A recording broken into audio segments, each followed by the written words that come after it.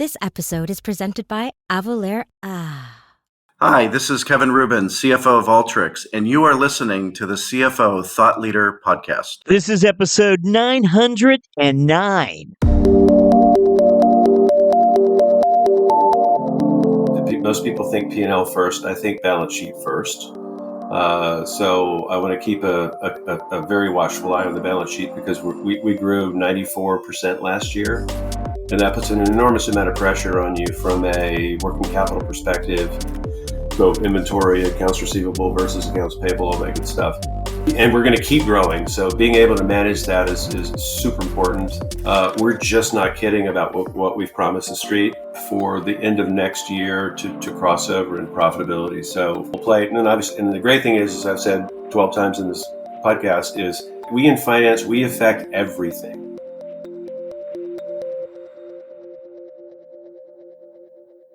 Hey, it's Jack. On today's show, we speak with Rex Jackson, CFO of ChargePoint.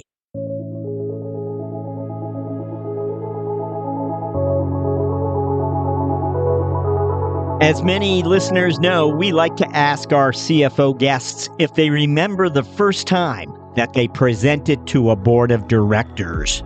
For many, this happened earlier than you might expect. But few of our interviewees have exposed the benefits of early access for us better than Rex Jackson.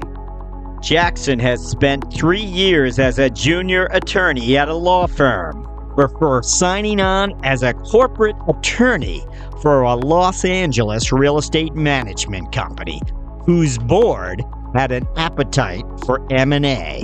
For any deal the board wanted to do, Jackson became the get-it-done guy. It was a moniker that soon applied to more than just M&A, as Jackson applied his get-it-done mantra to marketing, corporate development, R&D, operations. You'll hear that story and much more on today's episode. We'll begin after this. This episode is presented by Avalara. That's the sound of not worrying about sales tax compliance. Because when you automate it with Avalara, you don't have to worry about collecting sales tax or tracking who and what is tax exempt. With Avalara, you don't even have to worry about new tax laws and regulations. Avalara does it for you. If your business sells internationally, Avalara has you covered with cross-border tax compliance solutions. And when it comes time to file tax returns, Avalara automatically takes care of that too, giving you one less thing to worry about. Avalara has managed billions of sales for small, mid-size, and enterprise businesses, and seamlessly works with your current sales, e-commerce, and accounting platforms. Take the worry out of tax compliance with Avalara. Learn more at avalara.com. That's AVALARA.com.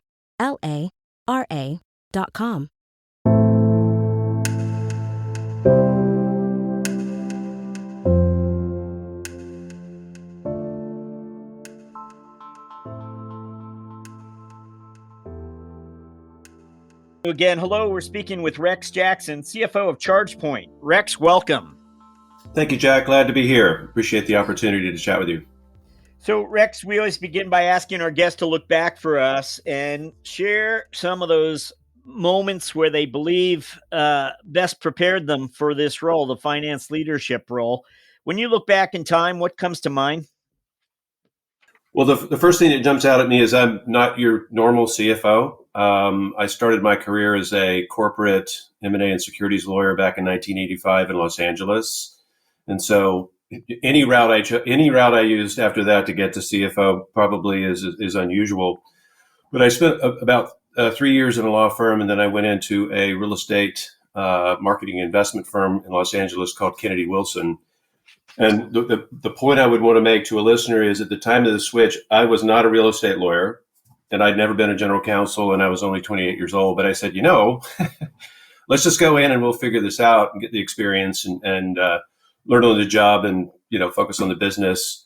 And instead of going up through the ranks, I just sort of threw myself into the frying pan. And so I think if you have the opportunity to take chances and bet on yourself as you're coming up through the ranks, you should take every chance you get, because chances are most of the people listening on this podcast and willing to spend the time would actually do just fine. So the second thing was, and I've told every person who's ever worked for me that they should do this. And this is, if there's something that needs to be done in your company, what you should do is raise your hand and go, I'll do that.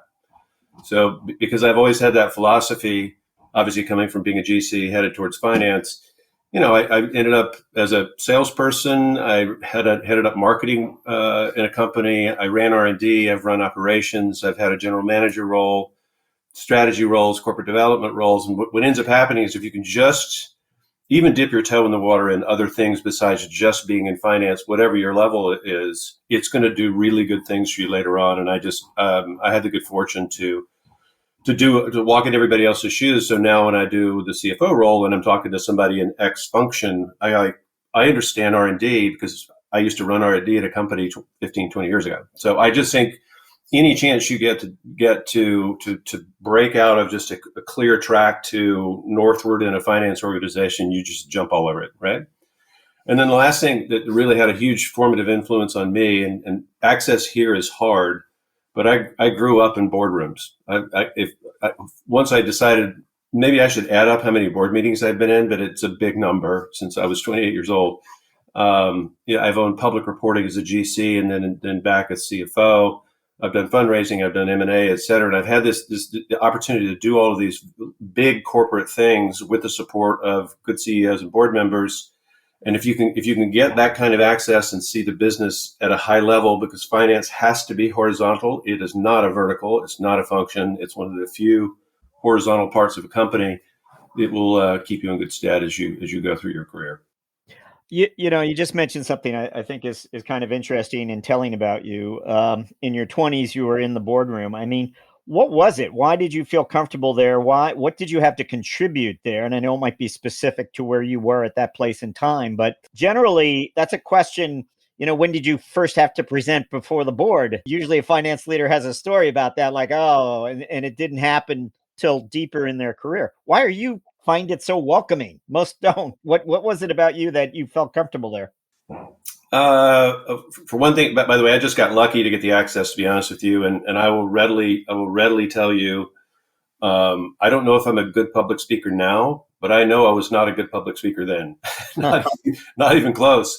But again, you got to throw yourself in there, right? And so it was little old 28-year-old me and the four owners of the company, and then some additional advisors. We did not have a CFO at the time, and if you show up willing and you show up as, I'll do whatever I got to do to be successful, not just me, but obviously the company, let me help. And you just dive in, both hands, both feet, you'll figure it out. I mean, I've made mistakes, trust me. Was it your legal background, do you think, that first allowed these leaders to say, yes, let Rex sit in here for, Yeah, it might be interesting to have him in here.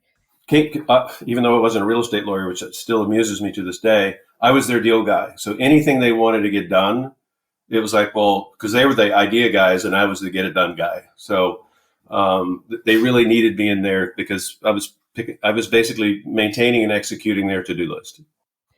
Again, we've seen law backgrounds before go into investment banking, go into business development. You don't go into investment banking. Is there a reason you stayed clear of it? I'll answer. Investment banking, it wasn't like it didn't appeal to me, but what really did appeal to me, and it's why I went in-house, and it's why, any CFO, you're going to run a company, right? Help run a company. The challenge I had, and it applies to investment banking as well. If you're outside, you're a coach. And occasionally you get the ball, but you don't play the whole game. And when you're inside, you're there the whole way. And so you've got to see it coming, execute on it, and then you get to see what happens. You get to course correct as you go forward. So I just really like the idea of not being a consultant, but being a player on a team. And the only way to do that, whether you're a lawyer, whether you're a finance person, even if, you could be a great consultant at like McKinsey or something, but there's no substitute for getting in and following a company multiple years and to see how your efforts play out. Well, again, I want to just share with the listeners that you've been a CFO several times over, have had several chapters But originally, it looks like it wasn't like you were aiming for the CFO lane, where I think today that's home. Still, I think you could have gone any number of directions. And that's sort of what I think you were suggesting. Just get in there and make a difference, make an impact.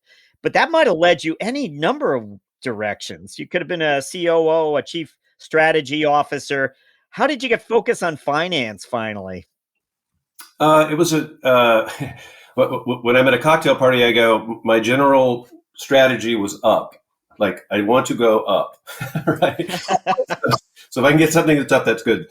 But the main thing is I spent so much time in my early part of my career in private companies and public companies and doing public reporting and board meetings and strategy and corporate development and everything else. It was a natural progression for me to go, well, and I'll just be honest, I watched it so long. It's like, by the way, it's very different to do it versus watching it. But you watch this so long, you go, I think I can do that. And it just so happened in a couple of situations. I was with Synopsys for a couple of years, and then the CFO left, and they said, well, is there someone who on the 9 VPs on the staff of the departing CFO who we can dump this on? And I did what I always do. I go, I'll do that. So that was my first. I did it again in a little company called Cemix that was also public. So I was GC and CFO both times. So it's always been a very natural progression because I've been around it. And therefore, when I had to do it, it was doable.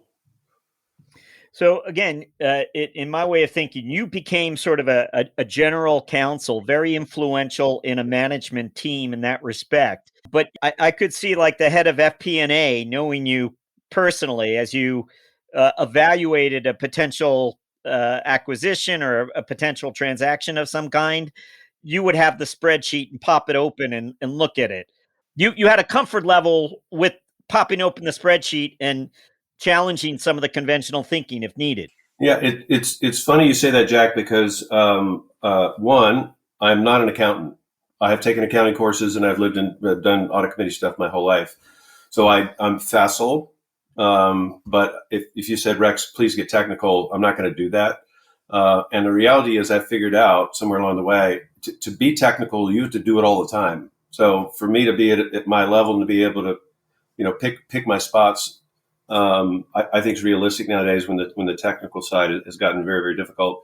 On the number side, I was just going to laugh because there's one of the things that my team and especially my head of FP&A, they hate about me, which is I can look at a presentation or a spreadsheet and for some reason I can go, that doesn't look right. Right. And it's not there's a typo. It's like, you read the rows or you do this, the formula is not right. And so I'm pretty good at spotting. And then I'm also very good, I think, at going, well, what's the point of the spreadsheet, right? Why are we doing this? But I'm not an accountant. I'm not a spreadsheet jockey. Be honest with you, I have no idea how to build a pivot table myself. But the beauty is I don't have to, right? But I know how they work. And if you're business minded, you can and you're a good leader, you can drive people to the right results and let them figure the tough stuff out. Now, along the way, and forgive me, I'm looking at your LinkedIn bio. I know these things aren't bulletproof and they're a vague abbreviation of everything, but you were an interim CFO at one point. You were general counsel, but then you became an interim CFO. And I'm wondering, maybe this is how he finds eventually the CFO lane. Can you clarify for me if I'm wrong? No, absolutely. So Synopsys, which is in the call it computer aided design for designing chips business, they're in the duopoly that is Synopsys and Cadence. Interestingly, when I joined the company, the CFO actually was a lawyer who had become CFO, and then he made the decision after 2 years to leave of my tenure to leave. And they needed somebody to fill the role, and they were being very clear with the street because it's a public company. We went inside the last 2 times. We're going outside this time. We're not no inside candidates going to get this job. And I just said, hey, you know what? I'm not going to get this experience any other way. Let's go try it. And that gave me enough credibility at my next, not the next job, the one after that, to go, I could do that, right?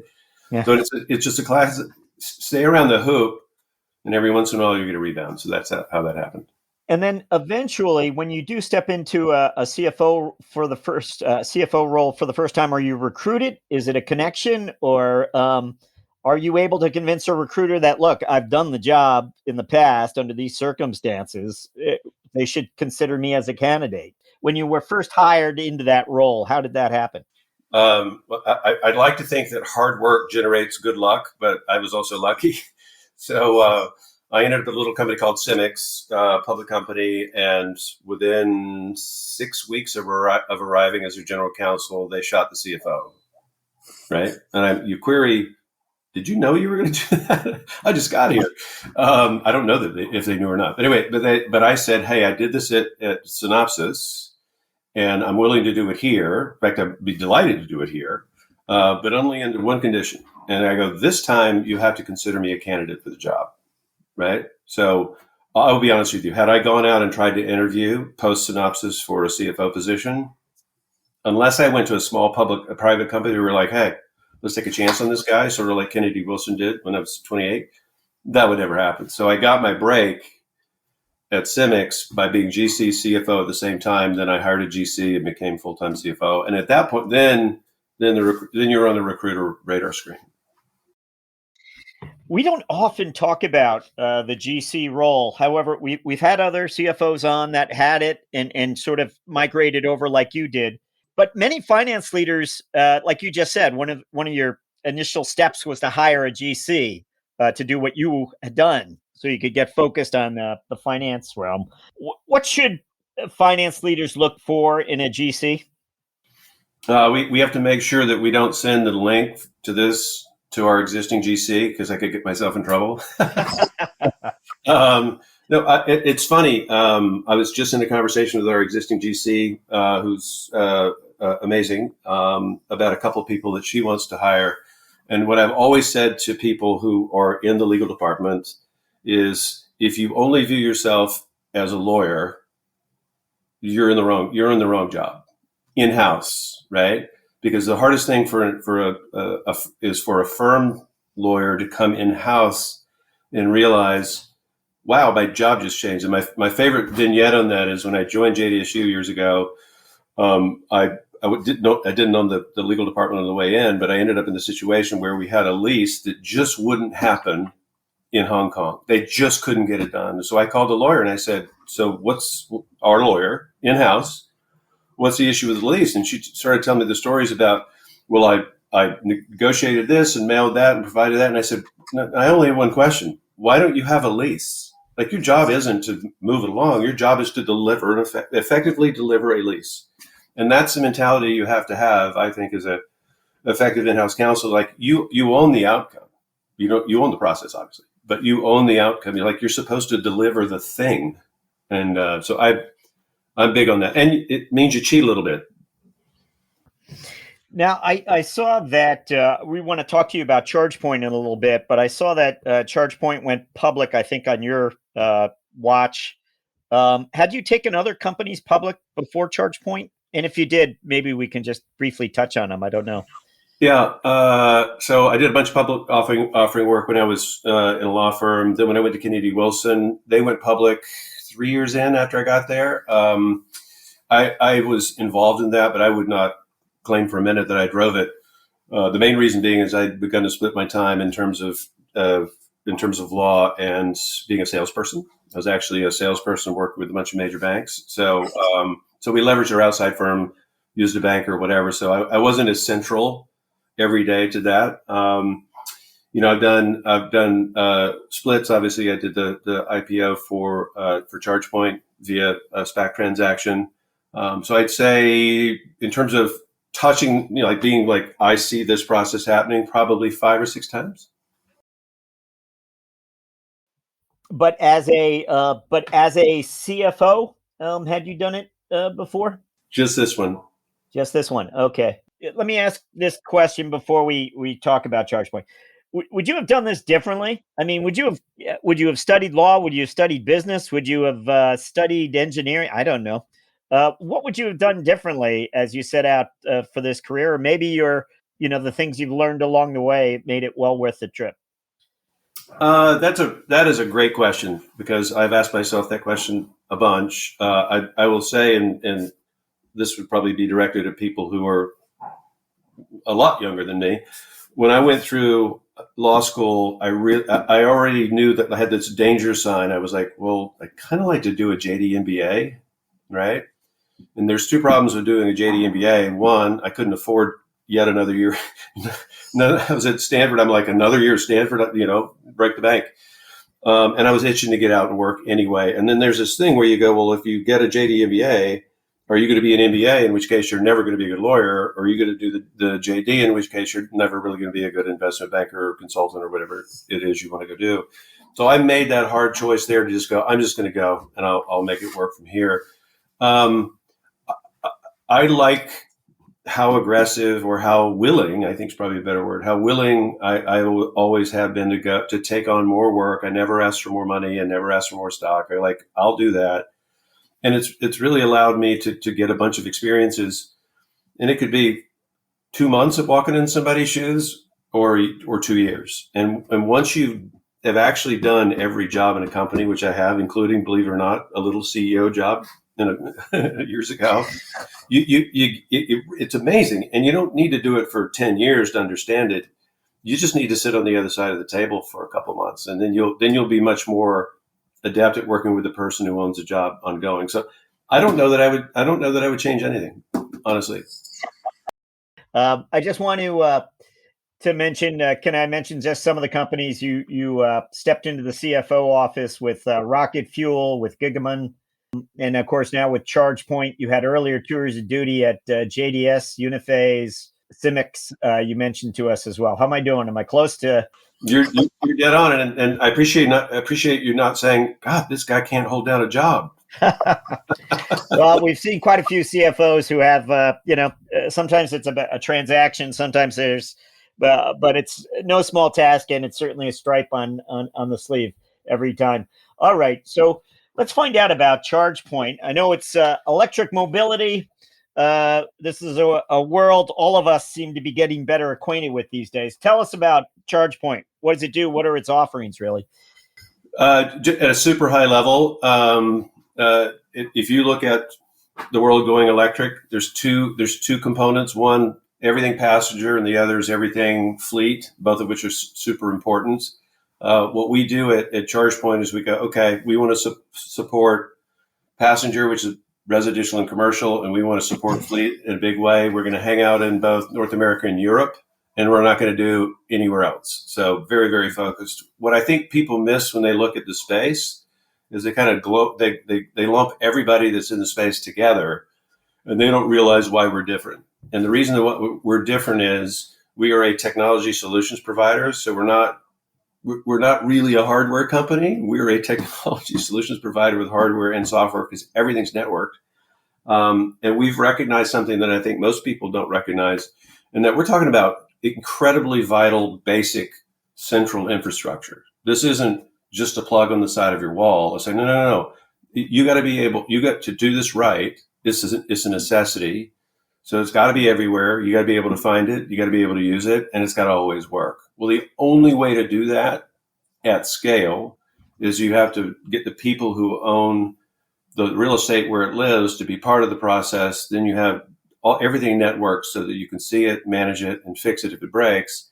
And then what you have is, wow, now I've got a real infrastructure play going. So we don't own the hardware. We don't make money on power. We don't make money on drivers. What we do is we work with hosts to get it out there and make sure it works. And so the only other thing is, our goal is to make money on everything we do. So except drivers, and end up with a crowdsourced, networked electrification infrastructure that's nationwide. And the customers today are, as I think, are fleets, are different types of businesses. How would you characterize your customer? So we do we do 12 to 15% of our business where if you buy an EV and you want to put one in your garage, you should buy a home charger from ChargePoint, right? So that's there. Then we work with every kind of business you can imagine. And it's workplace where people come in, they're there all day, and they want to top off or even charge for 4 to 5 hours, whatever it takes. or it could be a Whole Foods, it could be a Starbucks, it could be a Kaiser, hospital. Like anywhere a car is parked could be a customer. There's a lot of real estate related people, and this is all passenger, by the way. And so if you're at home, you're at work, you're around town, or you're driving beyond your battery range, we serve all of that, and it's us selling to the host that owns the spot where the charger lives. And then obviously our applications allow you to find it. When you go to fleet, fleet is, you can use passenger vehicles as in a Lyft or Uber application, but you also have yard tractors, buses, 18-wheelers, delivery vans, everything else. And that's more of a model of mostly like half biggish depots, some airports, a lot of take-home fleets with pickup trucks, et cetera.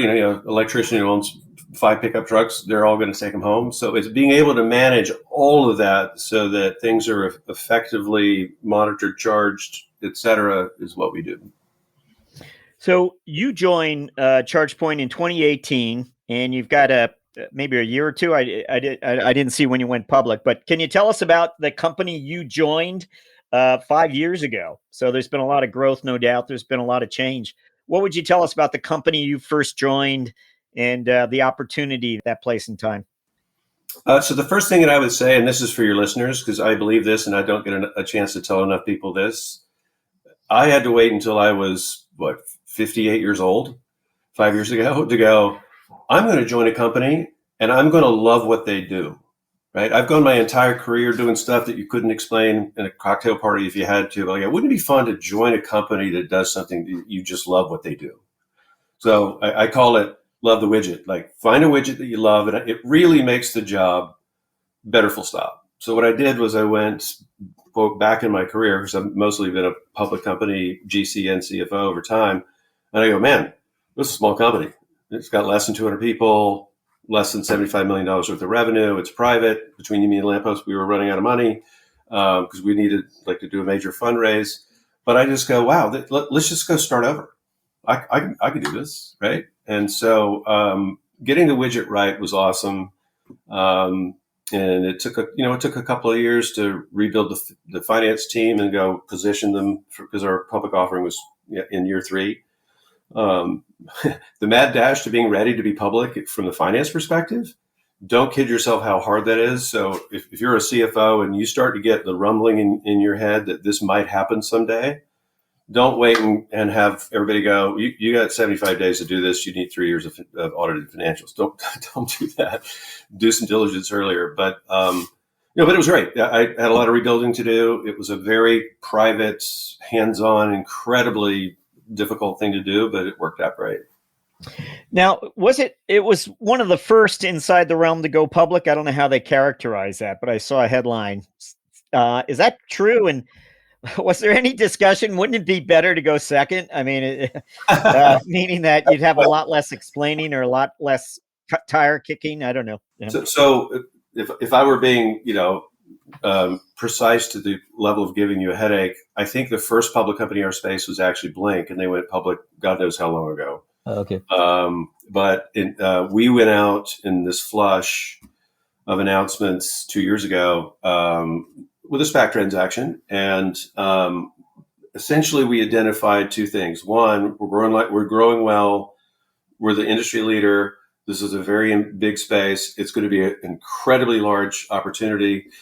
And there's a lot of benefits to being public, especially from a capital raise standpoint. Even though we're capital light, if you're going to grow fast, you're going to tie up money, right?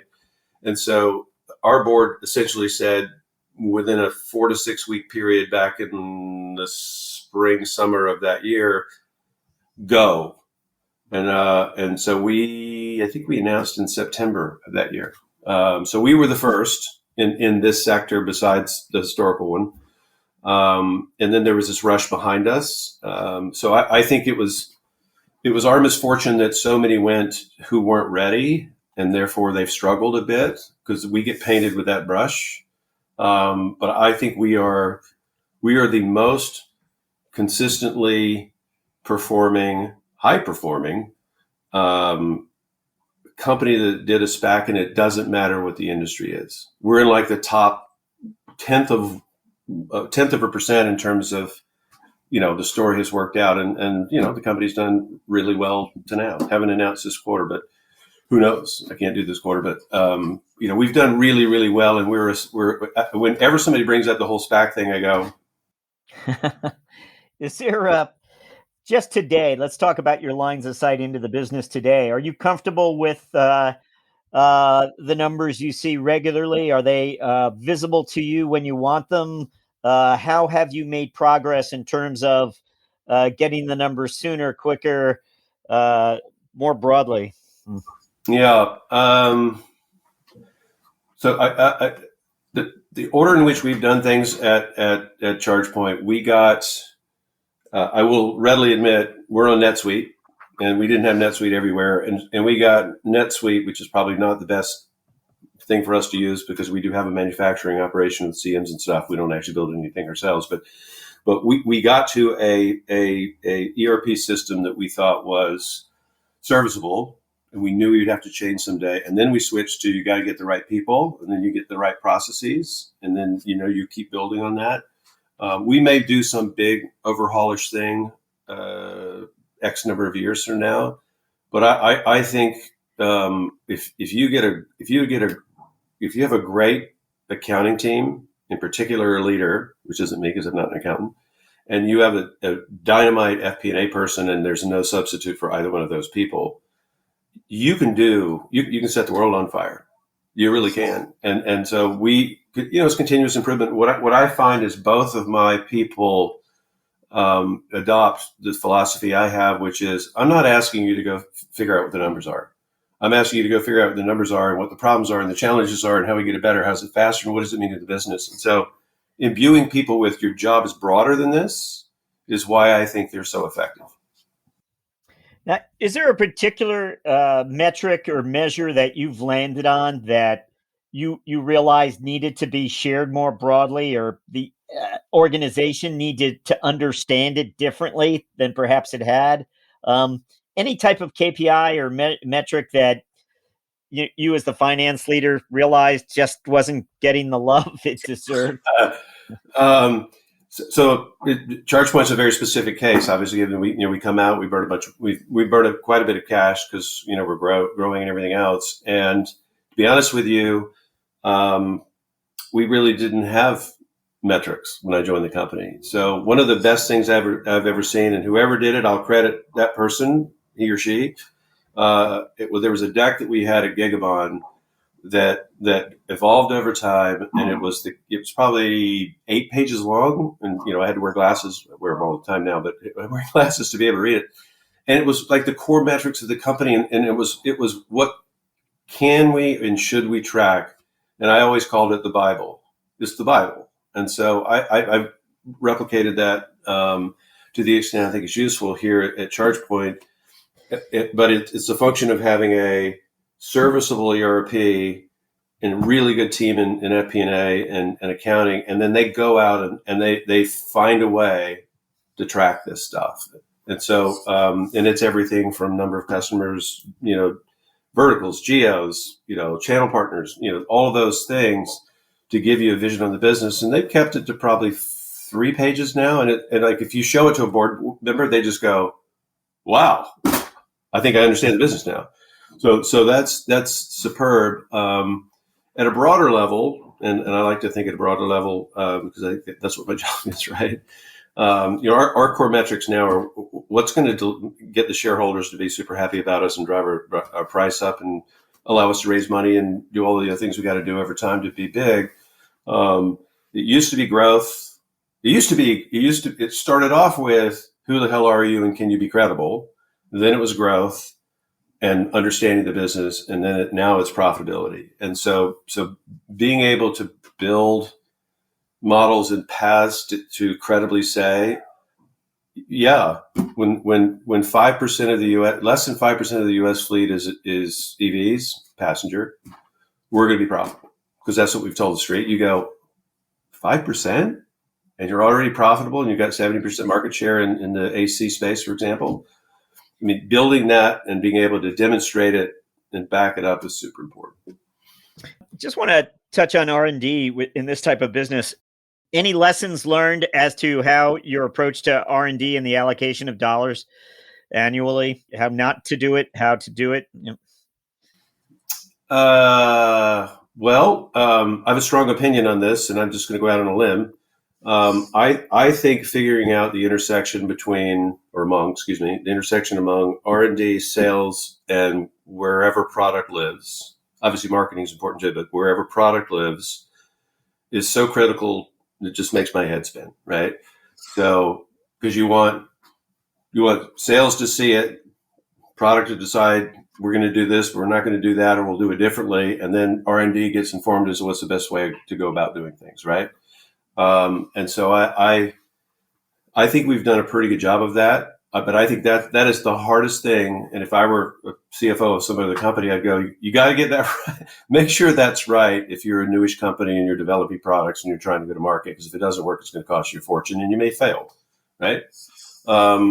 In our company, the only other thing I'd say is we do spend a meaningful amount of our R&D investment is probably twice on a percentage basis what you would expect from a mature company, which we're not yet.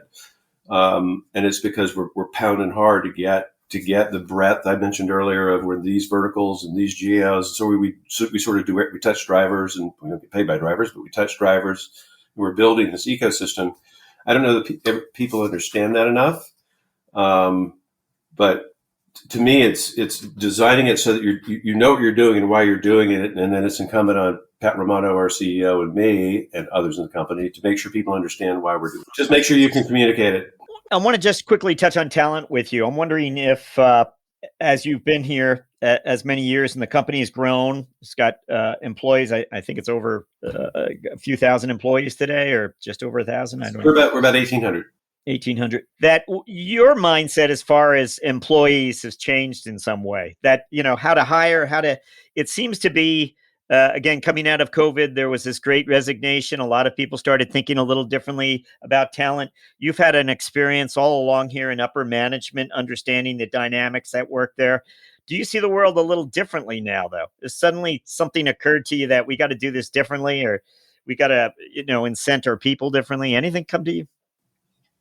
That's interesting. So the first point I would make, and it's funny because some people tease me about this, and some people criticize me or whatever, and then some people go, "You're dead on right." From a hiring people standpoint and structuring an organization, I believe in a few things. One, command and control is a good thing, and it's not the military, but it's like people need to understand who leads and who doesn't. Two, when you design an organization, I'm going to get to your change question here in a second. When you design an organization, it needs to be, what do the right boxes look like for the business I'm in, and then see if your people fit. Most people do it the other way around. They go, well, how am I going to shape my organization because I love this person? I can't do that. And then it's okay to be likable, but people have to go, yeah, but there's barbed wire and electrification over there if I don't get my job done. So those to me, those are traditional values that should be there, and it's how I run my org. And obviously, hiring great people. It's not hard to find people who are smarter than me, and I look for them every day, right? And you want people who can succeed you, and that's how you build great orgs. Back to your question, against that backdrop, like how does the whole people aren't coming back to the office thing affect things? And between you, me, and the lamppost, I think it's a real challenge. I wouldn't say it's a problem, but if you're not in the office, there's stuff you miss, not by the water cooler, because I don't think we have those anymore. You just go get it out of the fridge. But I do think there's a lot of the softer fabric, softer tissue of people working together that's lost if you're not in the office.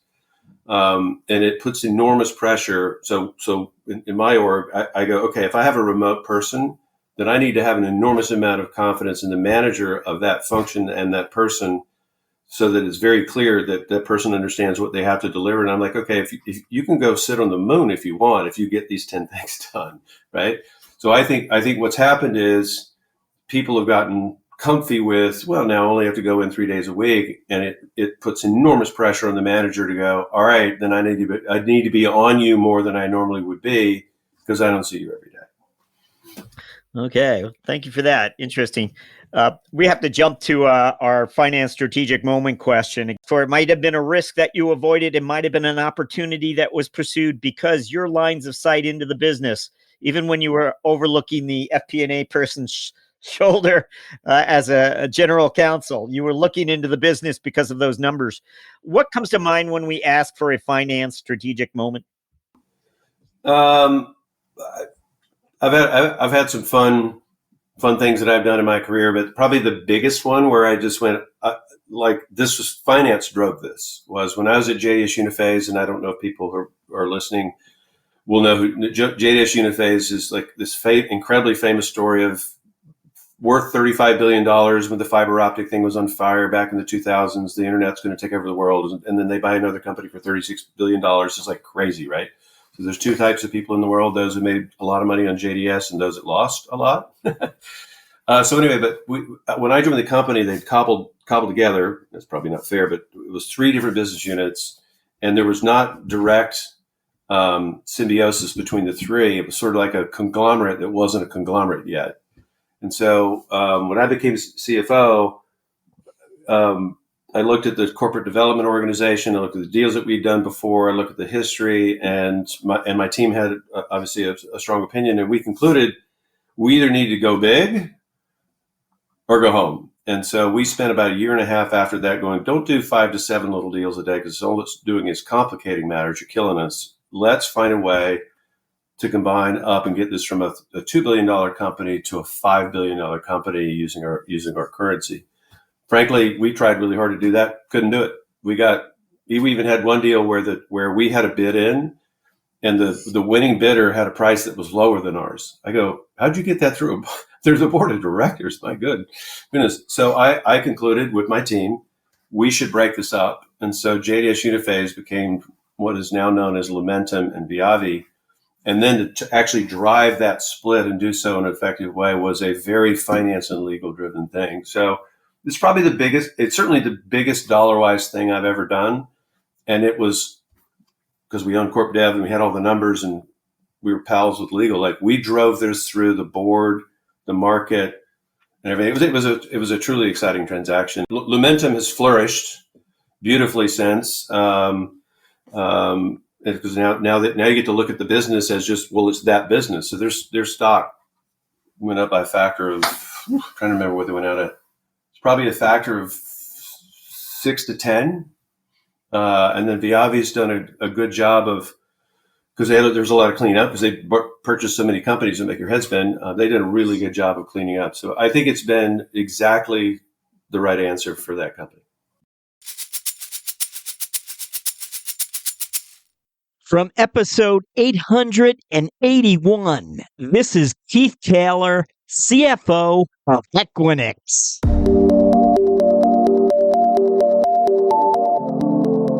Everybody thinks cash is good, but when you're an investor, cash is a stranded asset that generates, sub acceptable returns. But I've kept more liquidity in our on our balance sheet and access to it because I think, despite at times it feeling good, it also feels bad.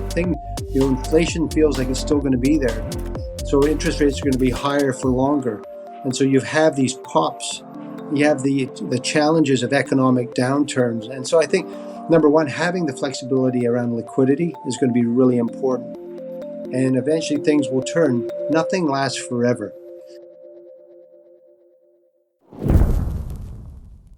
We're going to jump to our mentoring round where we ask you several quick questions intended to inform and inspire future finance leaders. We want you to think back to the first time you became a CFO. And again, you might have already done the role, but or had been doing it part-time, but this is the first time all the responsibilities fell on you. The first time you're signing off on everything a CFO must sign off on.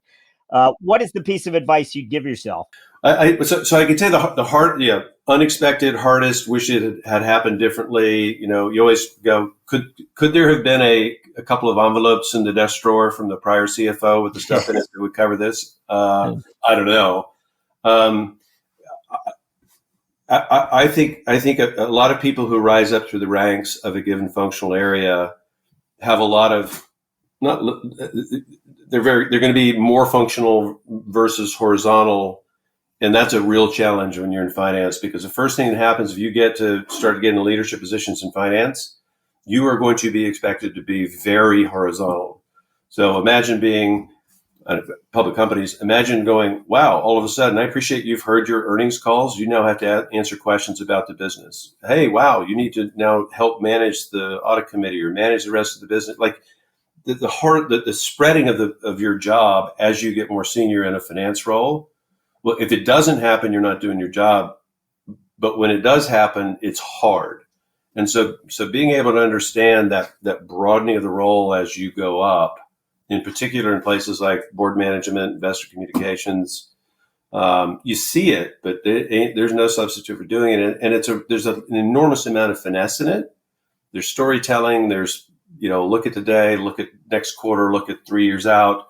What can you say? What can't you say? How do you manage analysts, for example? Like the whole three-dimensional nature of how three-dimensional finance gets over time is not something I certainly didn't see it going in as much as I would have liked, and I had no help. I had to learn on the job. We like to ask our guests to reflect a little bit on the personal side for us. Is there a habit you have, something of a daily routine that you're known for, anything that sets you apart, Rex, something people point to, and that's just how Rex does it? Anything? It's funny you asked me a question earlier why I didn't do, for example, like become a COO, and it's because the middle O is just not me. So I'm not a list guy or a spreadsheet guy not spreadsheet, but be like, okay, we're going to do this today and this tomorrow and this the other thing. I think people would say that I'm very good with numbers, and I have all of the things I care about that I know are important to the company in my head. And so when I show up with my staff meeting, for example, it's machine gun fire on, because I have my team there, right? And I go, what about this? What about this? I don't even need an agenda. I just go, what about this? What about this? What about this? What about this? And then I leave. And so I don't think people fear that, because I'm actually a very nice person until I'm not. But it works, and it works for me. But I think that's, I wouldn't call it unique. I think it's unusual, and I wouldn't claim it's the best way to be, but that's me. Excellent. Thank you for that. If it works, stick with it. Yeah. Is there a book you'd recommend? Again, it doesn't have to be a business book. It might be something you read that influenced your thinking in some way, or it might be something you escape with. Don't know. All of us work too much, and we work too much and read too little and take too little time. If you can read anything by Mark Twain, or who's by far my favorite author, and I think he's just superb on every level. It's fun, it's interesting, it's funny, it's high quality writing. And then there's a guy called Raphael Sabatini who nobody seems to have heard of. And he has a book called Scaramouche, which is the best book I've ever read. And then he has a series called Captain Blood, which is just so much fun. It's about a pirate in the 16th, 17th century, whatever. It's great. And then I actually like The Art of War. And I know that sounds like, whoa, that's different. But if you read that and you tried to apply that to your life and business, I bet you'd go, huh, that makes sense. There's a lot of very interesting stuff in there. Is that Clausewitz? Who is The Art of War? No. Sun Tzu. Sun Tzu. It's like I want to say it's from the I haven't looked it up because I forgot. It's like from the 1500s or 1600s, from a general in China, and it's a tough read, by the way, but it breaks down by categories and things. And it's like most business. If it were a business book, I would say what I always say about business books: you can put the insights from any business book on one sheet of paper with large font, and then they just turn it into a book, because that's how you make money. This thing has probably 15 things that you'd go, well, if I thought about that in my daily work, that's a good point, right? But anyway, those are my recommendations. Great, thank you for those. We haven't gotten them before, so excellent. Thank you. We're up to our final question, where we ask you to look forward finally, and we want to know what your priorities are as a CFO for the coming 12 months. What would your priorities be? So I'm very happy with my org because I always start there, so I'm good there. Secondly, you are the keeper of your companies. Most people think P&L first. I think balance sheet first. So I want to keep a very watchful eye on the balance sheet because we grew 94% last year, and that puts an enormous amount of pressure on you from a working capital perspective. So inventory, accounts receivable versus accounts payable, all that good stuff. So I got to make that work because we're going to keep growing. So being able to manage that is super important. And then we're just not kidding about what we've promised the street for the end of next year to cross over in profitability. So that's a very full plate. And then obviously, and the great thing is, as I've said 12 times in this podcast, is we in finance, we affect everything. And so approaching your job that way is how you got to do it. You don't run everything, but you affect everything. You have to see everything. And so the fulsomeness of those goals, I think, makes the job fun. Rex Jackson, thank you for joining us on CFO Thought Leader. Thank you, Jack. And thanks everyone else for listening. And it was fun.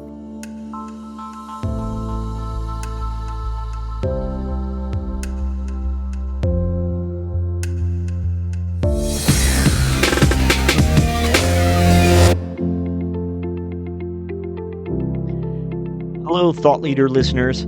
As you have perhaps already heard or even seen, we're now featuring the career lessons and moments of strategic insight shared by our CFO guests as Thought Leader videos. You can now find these videos on our blog at cfothoughtleader.com and, of course, our newsletters, but also on LinkedIn. If you haven't already, please go ahead and follow our CFO Thought Leader LinkedIn company page, and you'll be certain not to miss a single Thought Leader video debut. CFO Thought Leader, the #1 thought leadership platform exclusively for and by CFOs. As always, thank you for listening.